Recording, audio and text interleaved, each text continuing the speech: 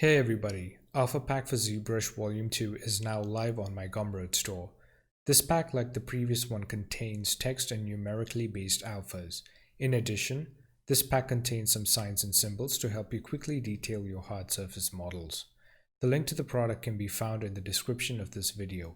There is also a sample alpha pack for you to test and see whether it is suitable for your workflow or pipeline before you decide to purchase the premium packs. In a previous video, I've already demonstrated the way in which these alphas are intended to be used. If you haven't already seen that, you can find it in the right-hand corner of this video. Now let me give you a closer look at what this pack contains. So this pack has got some hazard symbols, it's got some text, and it's also got some Roman numerals.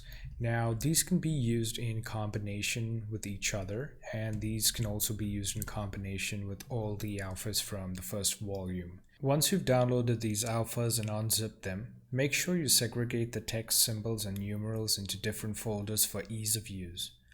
Alright, so that's it for this video. I'll talk to you in the next one.